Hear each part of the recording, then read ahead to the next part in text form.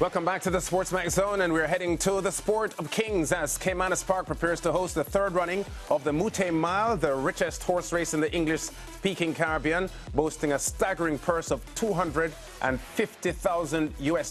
The event features a mile shoot offering thrilling competition with 4 furlongs straight down the backstretch, a half-mile turn, and a 2 furlong stretch run to the finish, with 16 top-class thoroughbreds set to take the track come Saturday. The post position draw has been revealed. It was staged at the Rock on Tuesday evening. 10 positions reserved for horses domiciled in Jamaica and 6 overseas invitees joining the fray.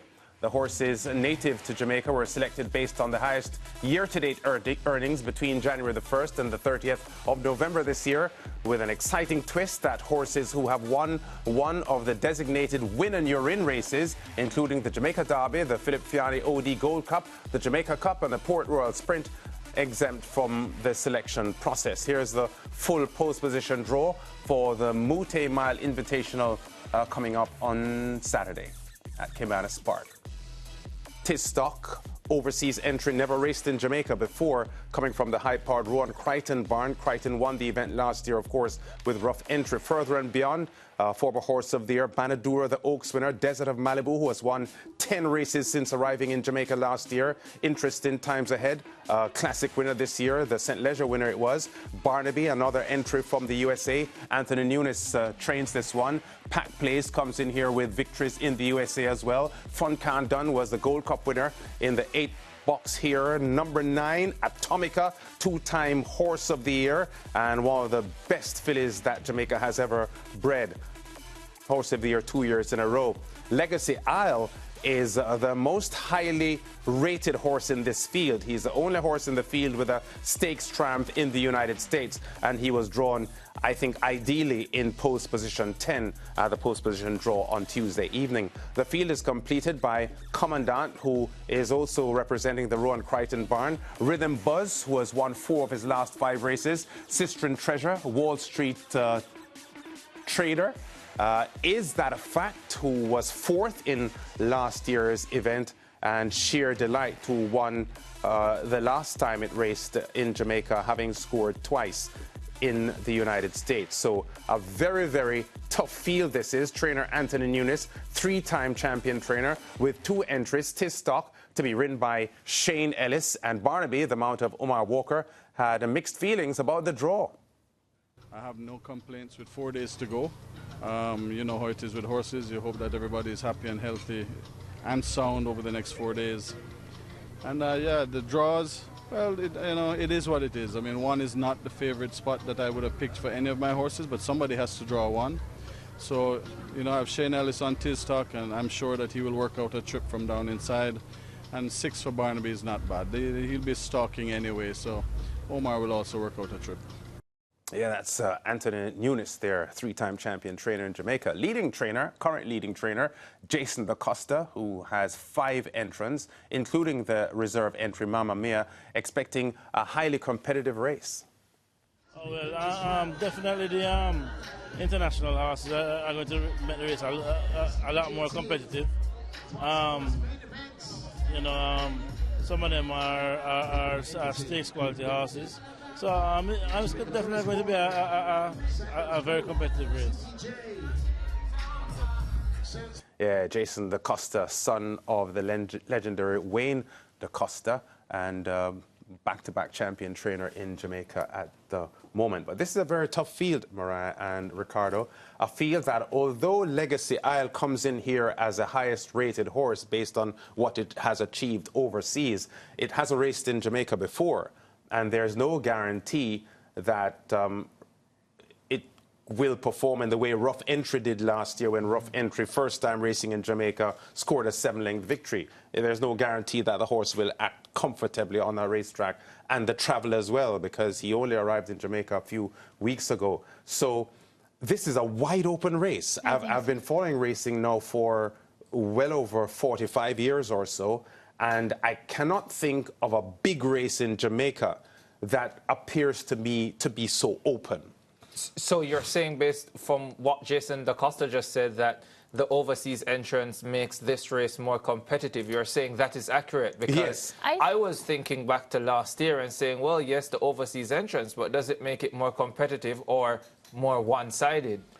Well, the fact is that there are 6 overseas entries here, and all of them have won races in the United States. So whereas Rough Entry came into the event last year as an overseas entry that, based on his split times and his performances overseas, you could see was head and shoulders above the field if he was able to reproduce that kind of form. That is not exactly the case here, because although Legacy Isle does come in with the biggest credentials, you know, there are 6 or 7 horses in this field who won races in the United States. So it certainly, I agree with Jason DaCosta, it certainly makes it more competitive. Yeah, I think it also makes it more exciting. Rohan Crichton, the owner of last year's winner, Rough Entry, now comes in again as a favorite with, of course, Legacy. And Lance, I think you speak about the different USA entries, you know, making the field a lot more competitive, you know, more difficult to call and all of that. But I will add that it makes it a bit more exciting, because last year, remember, for the Mouttet Mile, everybody had tipped Rough Entry to win. They felt as if, you know, the horse coming into Jamaica would have settled in well. You know, it's a horse that does well even after travel and all of that. But this year, I think it's going to be a lot tougher for those who love to make the bets and everything when it comes to this horse field. Again, I think that a U.S. entry is going to win. I don't think one of the local rivals are going to upstage them. And I feel like that is something that has been on my mind for some time, because the first winner, Excessive Force, had U.S. bred aspects to it. It was a foreign horse. But it was based here. The horse was based here. But still had ties. It wasn't shipped in for the race, but I take the point. Yeah, so I'm hoping, Lance, that a local horse would win. Anthony Nunez, one of my favorite trainers. But this race, to me, it's one that I can't really call. And I like to be able to call, because I feel so good when my horses win.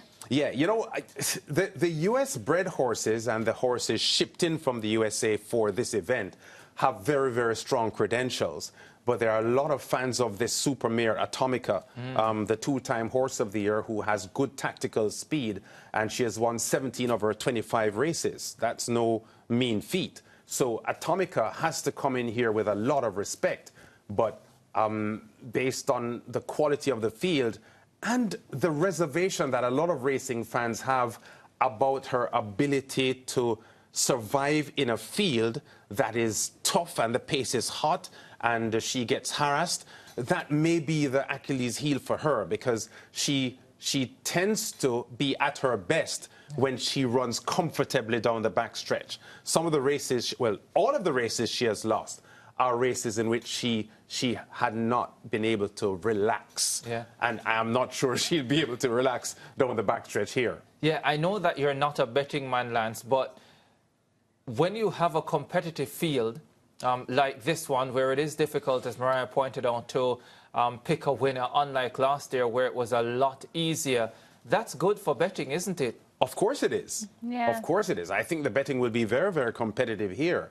You know, I got a script heading into this segment that said 16 highly fancied horses, which tells you the story that it is competitive. I don't think all 16 will be highly fancied, but I would suggest that maybe 8 or 9 of these will get a lot of betting support. And it's really difficult to know who will win this race, even though I believe Legacy Isle, the 10 horse, will go off as the favorite. Yeah, I just want to add, last night at the launch, as you mentioned, Atomica, Don Webby, Solomon Sharp, he announced last night that he will be receiving the Lifetime Racing Achievement Award come this Saturday as well. Yeah. So it's something to look forward to for his contribution, of course, to the sport. And of course, he owns Atomica. Right. He represents the Oak Ridge Farms owners of Atomica. I think it is well known that Don Webby is unwell at the moment, and Caribbean viewers would know of Don Webby based on the Don Webby governance report that has been studied by successive Cricket West Indies boards, yet to be fully embraced by Cricket West Indies. But Don Webby is a serious horseman, and he's been very proud of Atomica's achievements. Yeah, and not just horseman, Lance, but just a lover of sport. Yes. Yeah.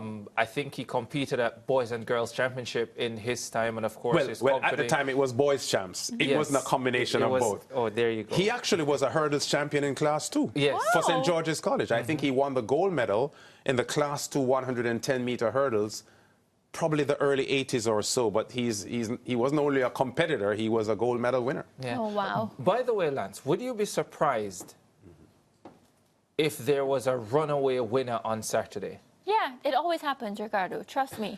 There's a lot of build-up, a lot of hype, so many favorites, and then there happens to be a runaway winner. And I'm thinking, Yes. sorry, I know you asked Lance, but I just want to add that Fun Can Done is a horse that I don't think people should underestimate.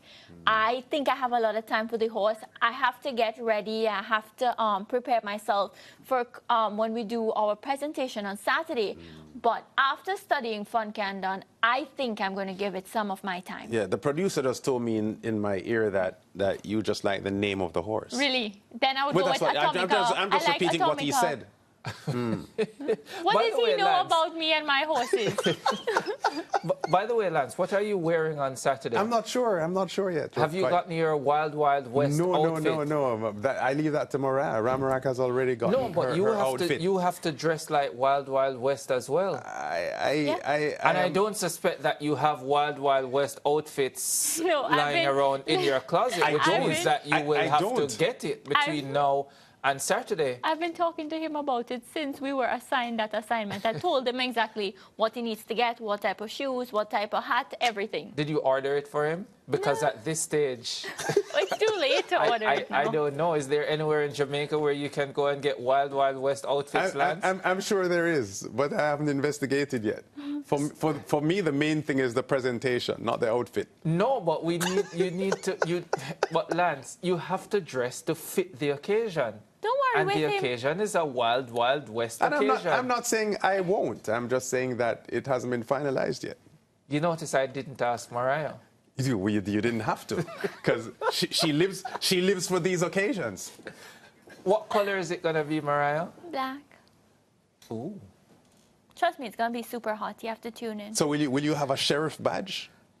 Or, looking back at my time watching Westerns, I don't remember ever seeing a female sheriff in the cowboy days. But you had cowgirls, though. Yeah, you had cowgirls, but not a sheriff. So I'm asking her if she'll have a sheriff badge because, we're in 2024 and things are a lot different.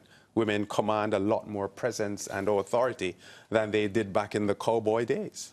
Well, what I will say is you have to tune into the Mouttet Mile. Well, actually, you have to show up for work in your outfit, and you'll see if I have one. I'm really looking forward to it. I'm excited. As I said, I live for events like this. Mouttet Mile has been, really exciting for me the 2 years that I've worked, and I can't wait to see what's in store for me this year. Yeah, and we'll continue to preview the event in the upcoming days before the Mouttet Mile, Thursday and Friday. And you heard today from Anthony Nunes and Jason DaCosta. And tomorrow we'll hear from Gary Sabrati, who has two really big entries in the Mouttet Mile, including Desert Malibu and Atomica. So we go to break. We'll be back. I think Mariah has a second zone update after the break.